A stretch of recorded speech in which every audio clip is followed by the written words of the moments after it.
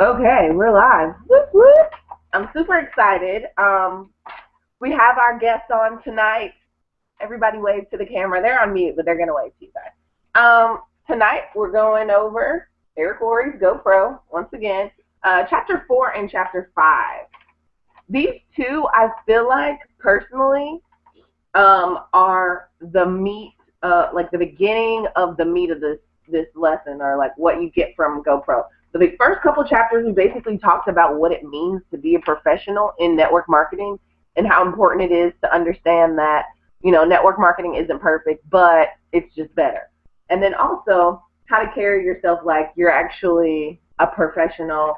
Um, the catch to network marketing, you're going to have to suffer a little bit of social esteem, temporary loss of social esteem, stuff like that. So those were some things that we've gone over so far. Um, the first, let me just say this. We talked about the new economy and how it's not built for us to win, like that 9 to 5 system, 40 years, and then you retire, and then you got to get another job after retirement. That's the new economy. Go to school for 8 years to get a certification after your master's, bachelor's, doctorate, and then you're still not paid to your ability. So it's almost like a trap. That's how the new economy is set up. Um, we talked about that a few weeks ago, and I'm just gonna let me just say this really quick. Oh, if you're gonna get involved in network marketing, decide to be a professional. So I just wanted to catch people up who might have not seen all of our trainings up to date. We are on chapter 4. Chapter 4 starts with finding prospects. So what happens when we very first start with network marketing, we are under the impression that we're supposed to just you'll be successful if you know a lot of people. That's why a lot of the times when we are talking to potential distributors, they're like, oh, I don't know a lot of people, or only my friends and family, or they're not going to support me. You think that that's it. They're not looking at it as in a different perspective, which is how we're supposed to be approaching it and finding prospects, and how you build relationships continually, and you basically go through your day-to-day routines building relationships and networking towards building your organization. So one of the things that Eric Worre continues to like talk about in chapter 3 and chapter 4 and chapter 5 is networking on purpose, which is one of the things that I wanted to definitely stress about. And first thing I want to talk about is your hundreds list. We have a hundreds list. Matter of fact, I had mine out, but I'm in the playroom now. I was in the office. We have a hundreds list with It Works, and it's one of the things that we try to get our new distributors to go ahead and fill out. Go ahead and fill out your hundreds list and put everybody you know on it. Well, Eric Worre has a little story that he talks about. Well, he thought he was going to be very successful because he put down everybody his daddy knew, his mama knew. Some people joined him in the business, and then some people didn't.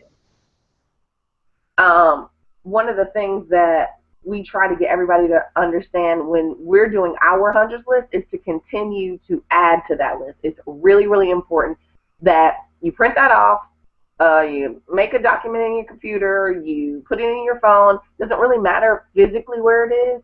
Most people like to have it printed off and written down, and then to go back over it and continue to add to it. Because once you start filling it, going through the list, and then you decide, oh, well, I'm at number 98 and I only had 2 people join me so far. What are you going to do? Stop? Is that the end of your network marketing career? Are you done with It Works because you've got to 98, and 99 and 100 are probably going to say no? No, you continue to add to that list. So that was one of the biggest things in chapter 4 that I feel like he hit on. You guys can come off mute really quick. I just wanted to see if there was anything that you guys read in chapter 4, because really I want to talk about 5 the most. Anything that you read in chapter 4 that you felt like was really important, and then I'm going to go over the steps to prospecting. Did anybody get any highlights from chapter 4? Sierra, Desmona, Julie, Tanisha, and Terry? Are y'all still there?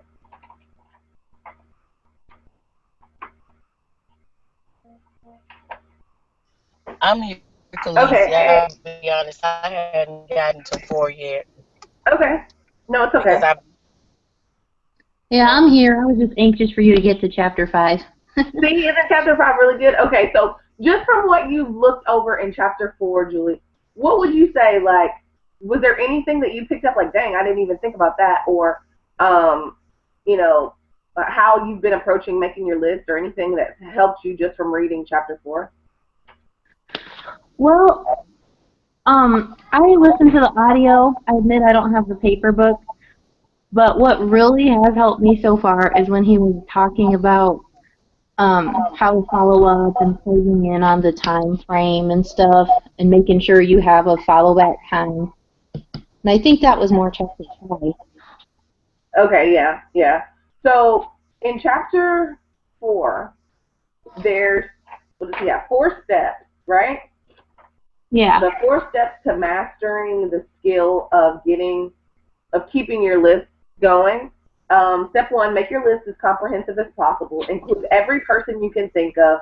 Every person doesn't have to be somebody that's going to join this business, but what happens is you start thinking of the people, not necessarily that they're going to join, but then you think of the people that they know, how you guys are connected. That helps you broaden your list.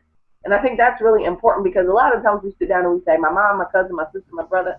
We don't go into my brother's coworker's wife that I met at that dinner party, her best friend who also works at Walmart as a cashier.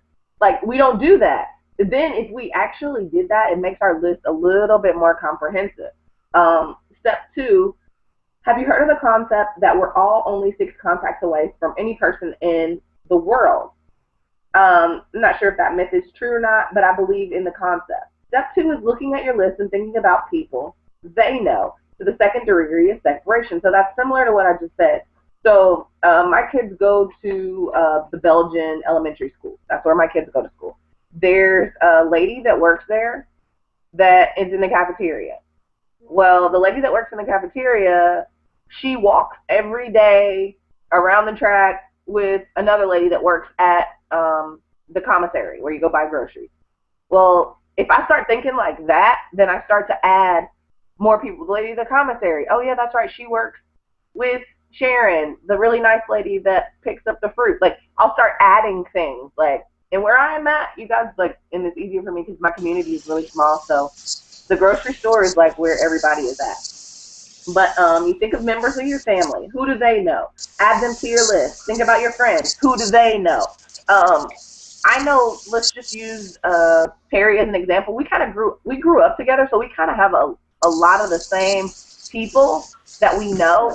Believe it or not, we know probably 90% of the same people, and we're still able to think of people way outside because she went to college at a different college. Those friends from college have new friends. I lived in a different state than she did, so I have friends. So even if you're in an area where you feel like, well, there's a lot of other It Works girls here.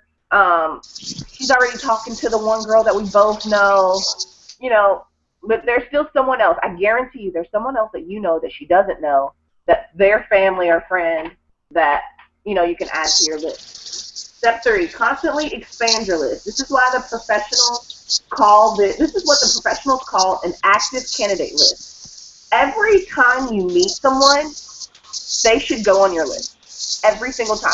I just met one of my son's friends for a play date, his mom. She went on my list. My list isn't physical. My list is more of like, I put it in my phone or on Facebook, and then I immediately write them a message, and then I tag them. I start tagging them and stuff because I'm more active on Facebook. I got a Um, question when you Go ahead, Sierra. okay, now I just heard what you said about the mom with the play date. For you specifically, what makes you say, huh, I'm going to add this person to my hundreds list? Do they have to necessarily reach out to you with interest in the product or signing up, or is it just something that you see and them like, you know? No, Does that that's the make sense? thing.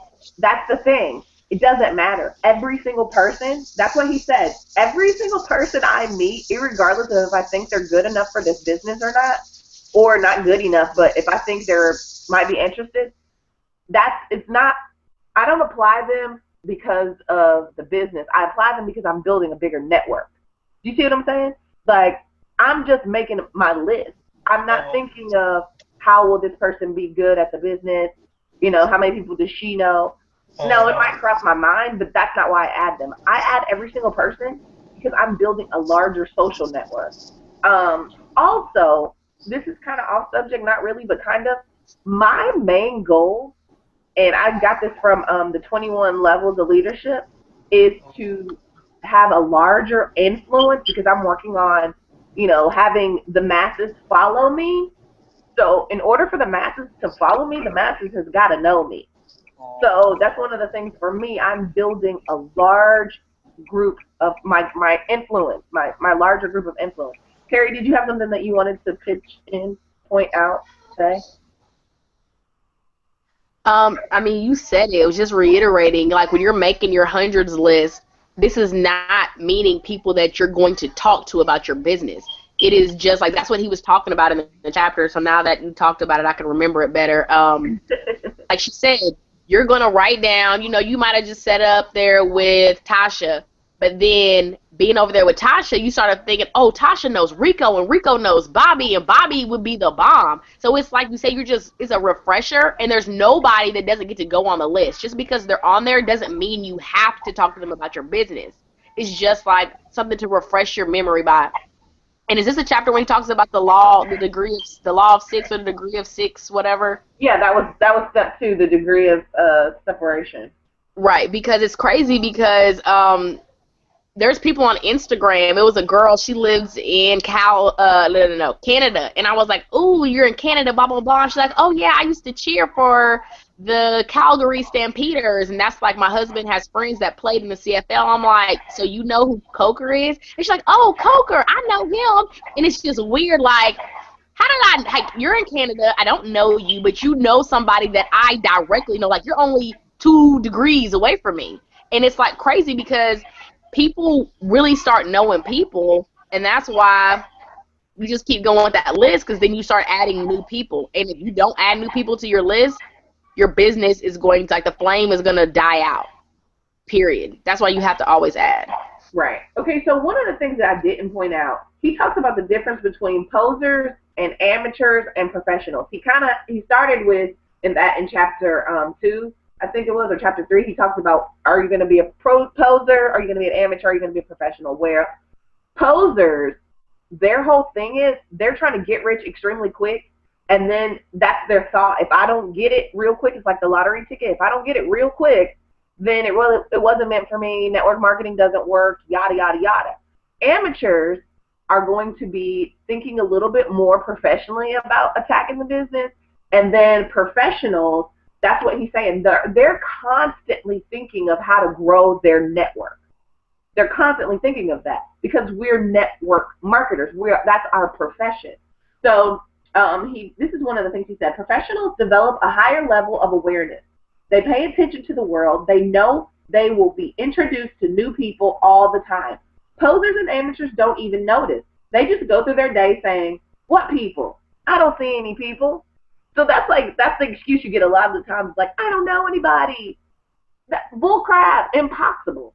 It's impossible. You have to go through life knowing people. You ran into somebody that you ain't seen in a long time, but you didn't think, oh, that person might be interested, or her cousin or sister or mom or coworker might be interested. Maybe she could host a party for me. Like, you don't think of it like that because I guess you're expecting, when you're in that amateur or poser mindset, you're thinking, either they'll come to me or I just don't have what it takes. It's just kind of random.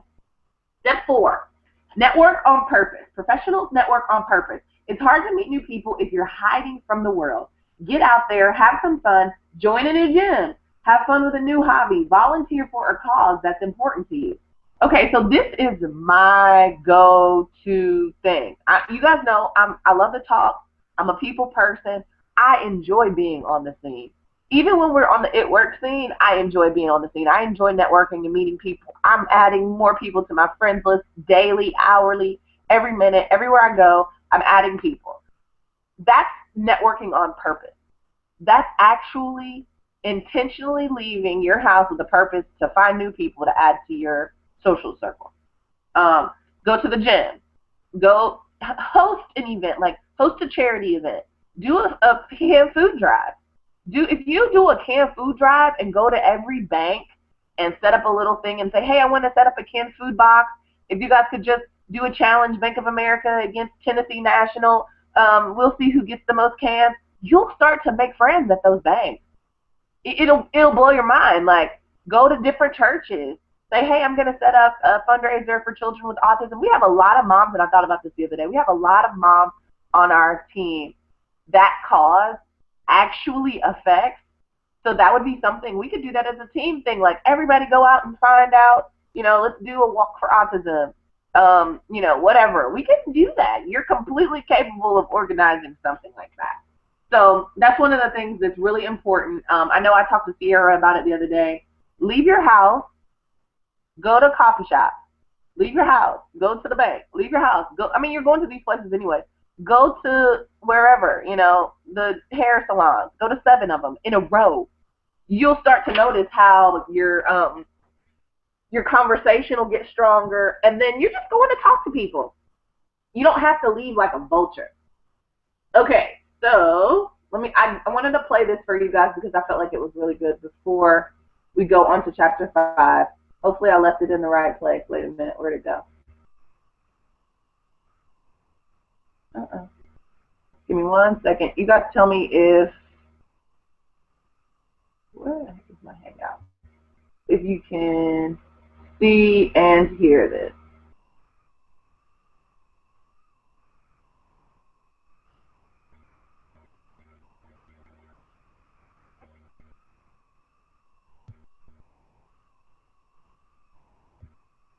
Okay, can you guys see this?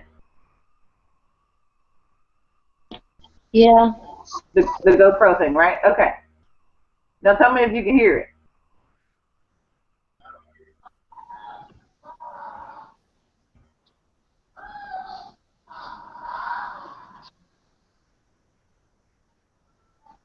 Did you skip it? Oh, maybe I didn't start in the right place. I think I was talking to Terry and I skipped it.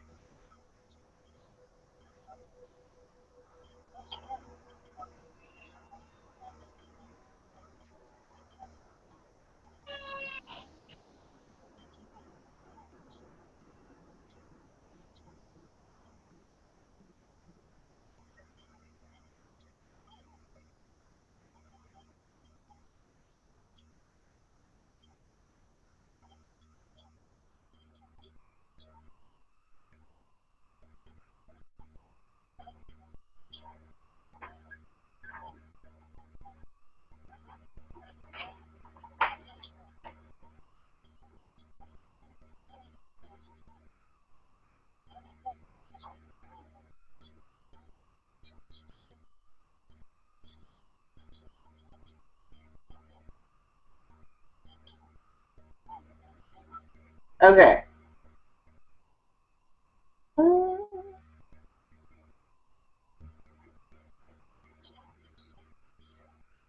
Okay, that's what I want to do.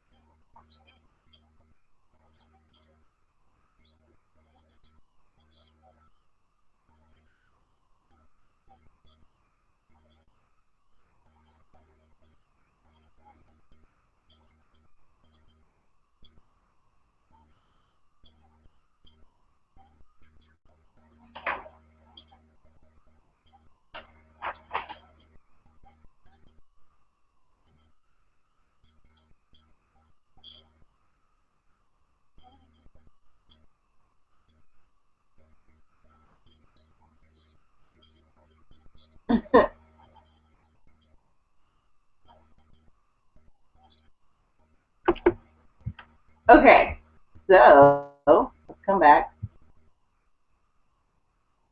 All right. Hopefully y'all can see me again.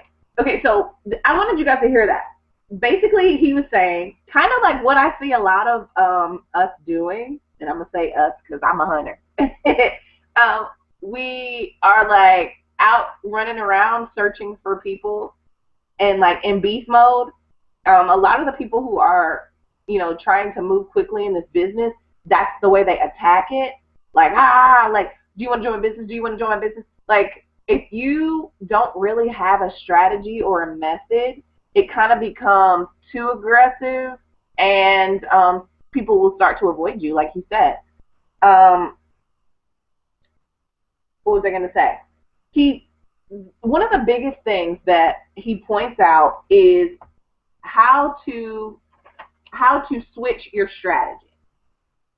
Let me find it.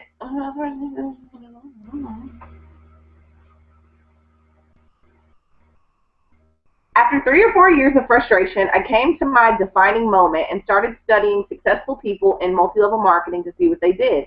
What I found surprised me. They weren't hunters. They were more like farmers. They built relationships. They built friendships. They learned how to build trust with people, and they trust with people they met, and they were able to skillfully transfer the belief that they had about their products and opportunity. Okay, that's when I was talking about your level of influence. If you focus more on your strategy of how to, I guess I don't want to call it miles. I don't know the word, but how to build relationships more like a farmer, less like a hunter, then the way that people take what you're saying will be a lot better as well.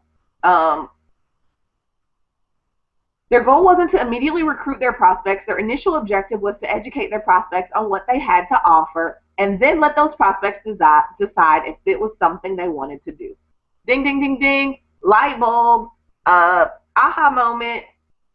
The initial objective is to educate your prospects. 90% of the people that are not in It Works don't know what It Works is. They have no idea. Listen, I've been doing this business for almost 2 years. It's almost 2 years. Somebody told me the other day, oh, I can't do stuff like what you do. All you do is sell things all the time. I'm like, dude, and this is somebody that's like in one of my children's family. This is a close kind of, family person. You've been watching me for 2 years, and all you think I do is sell stuff. Like, you've seen me all over posting, commenting, making videos. You've seen the things that I've been doing, and all you got so far was all I do is sell stuff. They don't have a clue. So our purpose as network marketers, even about how network marketing works, is to educate our prospects. That's it. I'm going to tell you, like, if I was going to join the Army, I'm a recruiter. Most people think you go to the Army and all you do is shoot guns and kill people and go to war. That's what they think. Go to war. There's somebody yelling at you. You go to war.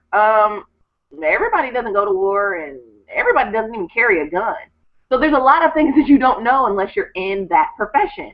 So that's what we're supposed to do. When we're talking to people, when we're coming up with how we're going to portray our little wording, how we put together our messages, our goal is to educate them. It's on them if they want to decide to join us or not. Kanitha or Terry, did you guys have anything you wanted to say about that particular point? How to educate your prospects, or even some ways that you do that, maybe?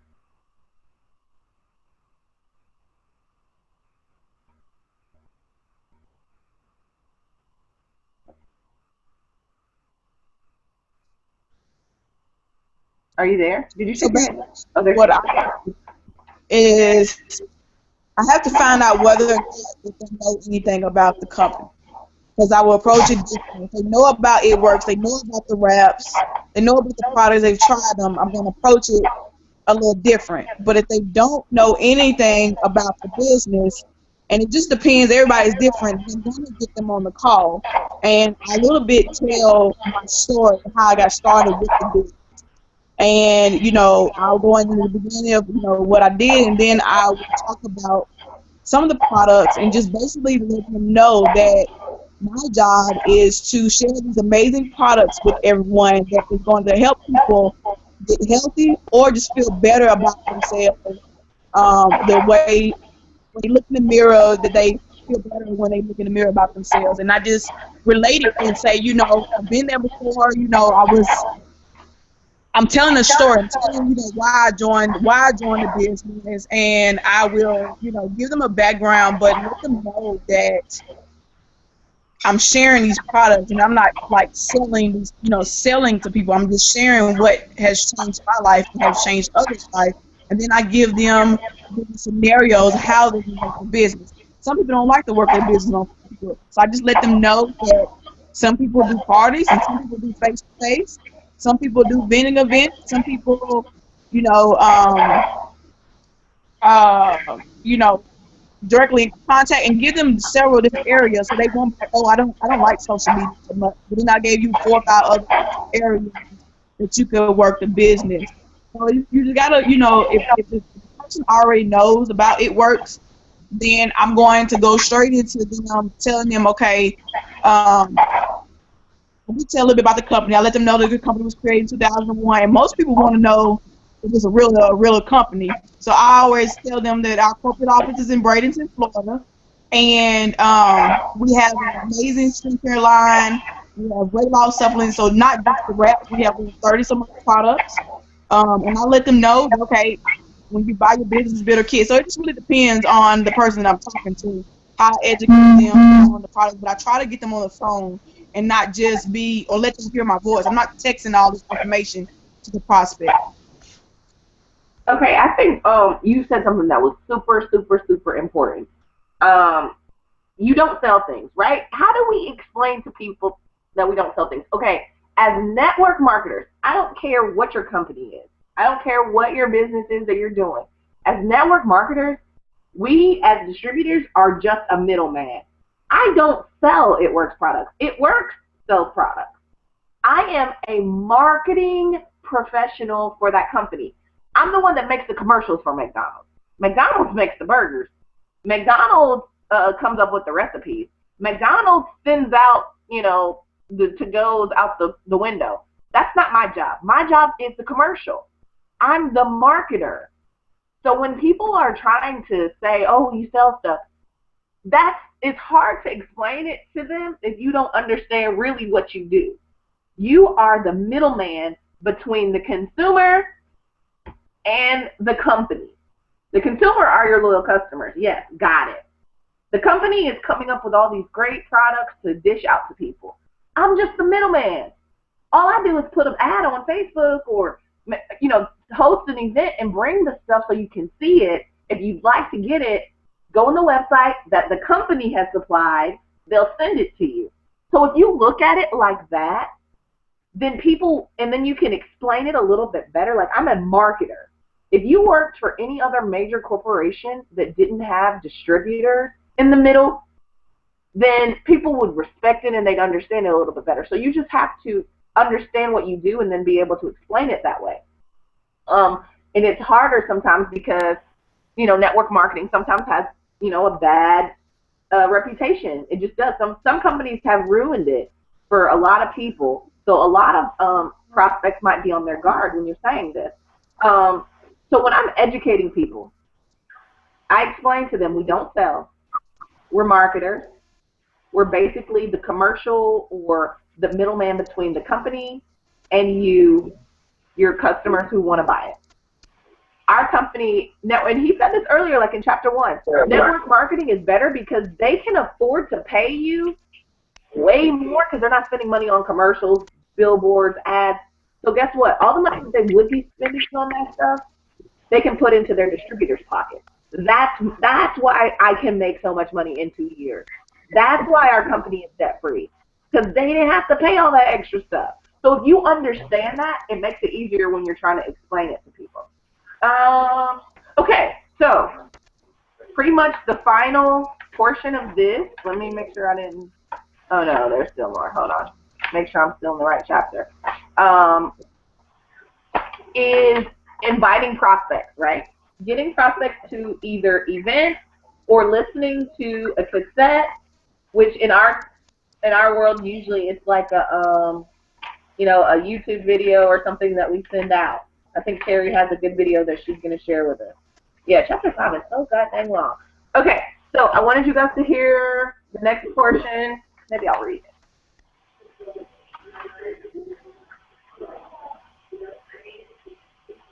Okay, reviewing a tool. That's the biggest thing. The second thing they did was invite people to review some sort of tool. I'm a big believer in using tools to help educate prospects. One reason, because don't take my word for it, like LeVar Burton says on Reading Rainbow, don't take my word for it. There's another person you can hear say all about it. So bringing them to events always helps, because there's 15 other people that are sending up their things that you said at one point. So with the event, that's always the option. And then also with the video, it's not you, it's somebody else.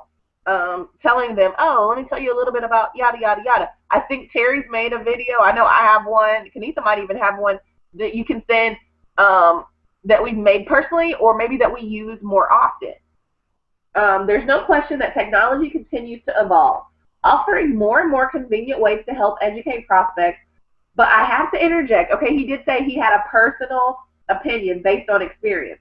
While technology gets us used to, while technology allows us to get people quality information quickly, there's nothing like a physical tool. So he definitely, like Kenitha says, likes to let people hear his voice and stuff like that. Now,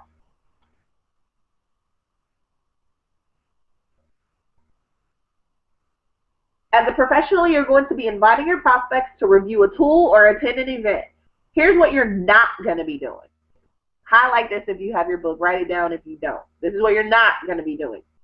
You're not going to be pitching people and trying to dazzle the world with your wisdom. That approach will feed your ego, but steal from your bank account. Let me give you my formula for financial independence and network marketing. Okay, this is what he says. This is like the key to success from Eric Worre. How you can transform your business from being just average into something that's turned into a major organization. Your ability to get a large group of people to consistently do a few simple things over an extended period of time. So that's like an equation. How successful are you, or how confident are you in your ability to get a large group of people to do anything? Right? Okay, now what are some of the things that I need to work on in order to get a large group of people? Also, to consistently do a few things. In our business, the few things are the steps to success. So, your distributors, how consistently are you training and teaching and working with them to do the steps to success? Even if you just have one distributor, you guys should be teamworking it, high-fiving each other every time you do the steps to success. The next thing is over an extended period of time. So consistency is the very big key here. I think that it's really important to get people to events. If you've never been to an event, you're missing out, because It Works events are actually really fun. I've been to so many all over the world, and let me tell you, every single time I go, I learn something. Every single time. I've been in almost 2 years. Every single time I've been to an event, I learn something. Either it's a new person talking, or somebody that I've seen before said something different, and it just triggered where I am in my business now is different than where I was the last time I went to an event. So it's really important to get to events, and then two, to get your potential distributors and your team to events. Okay. Let's talk about emotions and inviting. I'm going to put you on mute really quick, Wakanda, just so there's not like any background noise while we're reading. Rule number 1, you must emotionally detach yourself from the outcome. Oh, why didn't it work? You must emotionally detach yourself from the outcome. So people are going to say, no, don't get mad, pretty much. Remember your initial goal is just to educate and to portray an understanding. Rule number 2, be yourself. So many people become a different person when they start inviting. It makes everyone uncomfortable. Be yourself. I think I told Sierra this the other day. She's not on right now. But what has worked for me is not what works for Terry, is not what works for Angela, is not what works for Kenitha. Nobody else is going to be able to do what I do. That's what makes me me. And if I focus on that when I'm inviting people, when I'm talking to people, if I just be myself instead of trying to be someone else that I've seen, it makes it a lot easier for me. I'm comfortable. And then the people who know me or are meeting me, they're comfortable. Rule number 3, bring some passion. Enthusiasm is contagious. Okay, that's something that comes natural for me. I'm super enthusiastic. Get a little bit fired up and get focused. Rule number 4, have a strong posture. This was a big one for me. At first I was insecure and I didn't think anyone would take me seriously, but I watched the professionals and I noticed their posture. They were bold, they were confident, and they were strong. Now you're talking about getting a large group of people to consistently do something, you know, for a long period of time, but you're slouched, you're kind of nervous, you're kind of anxious, you have to be determined to be more confident in order to have more people follow you. If you're going to talk to people and you're just meeting them and you want to tell them about this amazing business and you approach them with the sulky, insecure, inadequate attitude, that's what they're going to get about your business and that's what they're going to get about you. And nobody really wants to follow someone like that. If you carry yourself like a multi-million-dollar business owner that has international health and wellness company, they're going to want to join you. Doesn't matter anything else. Even if you live in a two-bedroom apartment and you just joined, doesn't matter. Your posture and your attitude really do make a difference. Okay, so now that we've set the stage, let's go through the invitation formula. This is really important. If you guys are able to take notes, definitely you want to take notes on this. There are 8 steps to a professional invitation. That might sound complicated, but with little practice, you'll find it's an easy skill to master. This is one of the reasons why we chose this book to do a training on, because these things, literally they work. Our business has completely changed because of these. Step 1, be in a hurry. Step 2, compliment the prospect. Step 3, make an invitation. Step 4, if I would you, and I'm going to break these down in a second. Step 5, confirmation number 1, get the time commitment. Step 6, confirmation number 2, confirm the time commitment. Step 7, confirmation number 3, schedule the next call. And step 8, get off the phone. Now we do a lot of messages on Facebook. You can still do this, right? Step 1, be in a hurry. Hey, I wanted to message you really quick. I wanted to tell you about this great opportunity. I'm in a hurry. The way that I worded it sounded like I got other stuff to do, but hey, I wanted to hit you up really quick before I head out. You know, how you word it makes a big difference. If you're talking on the phone, hey, not right now, but I had some stuff that I really wanted to talk to you about. I'm talking to you about it right now, but I said not right now because I'm in a hurry. So that really, I'm telling y'all, it really does make a difference. Step 2, compliment the prospect. I was looking over your Facebook profile, and I think you are absolutely amazing. Your family's beautiful. I can see all the energy in your pictures, and it says so much about your personality. Compliment them. Oh, my God, girl, I love how well-behaved your kids are. This is in Walmart. Oh, my God, your kids are so well-behaved. That's something quick, and it's a compliment. I know a lot of the times we have like a generic little message that we have somewhere in Instagram. I've seen people send it that says, hey, I was looking over your profile and it looked, from what I see, you look like so much fun. Compliment.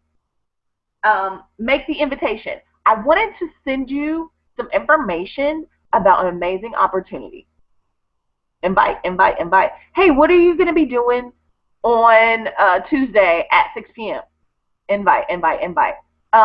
If you're not busy tomorrow around 3, you know, whatever the invite is. You know, if you're inviting them to an event, if you're inviting them to look over the party pad over coffee, if you're inviting them to watch a video later on in this conversation. Number 4, if I would you. Who's listening? I hope y'all are listening. Kenisa and Terry don't count because I know they're using this.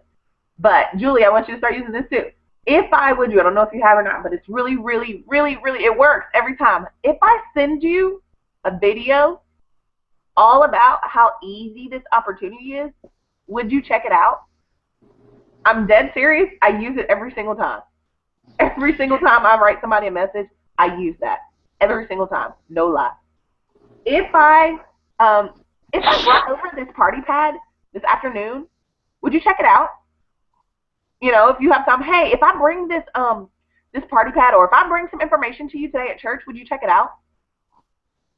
Like that's if I would you. 90% of the time people say yes. I've never had anybody tell me no. I don't want to check it out. Usually they say yes. If I would you. Step 5, confirmation number 1. Get the time commitment. After you say if I would you, and they commit to yeah, sure I will. Your next step is to get the time commitment.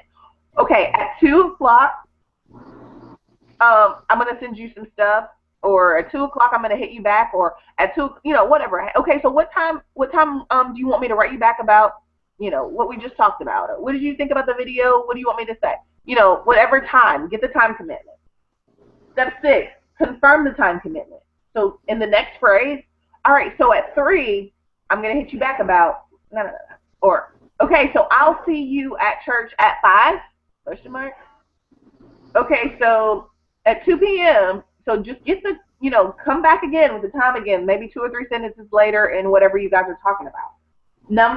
Step 7, schedule the next call. So after I've said, okay, after you check out the video, let me know what you think, blah, blah, blah, blah, and then we do talk. Okay, I'm going to call you back at 4. Or I'm going to write you back on Tuesday, whatever the time frame it is. And then you just schedule the next time that you're going to contact them back. And step 8, get off the phone. So if you're on the phone, hang up, say, okay, well, all right, I'll talk to you then. Bye. Because remember, you're in a hurry. Step 8, if you're in a messenger, all right, well, I got to go now, but I'll talk to you Tuesday at 2. Hurry up and go. Like, don't continue carrying on the conversation, because that, like Pam Souter says, you don't want to say too much. You just blah, blah, blah, blah, blah. Run off at the mouth. Okay, so let's see. Did you guys have any questions about some more examples? Because there's more in the book.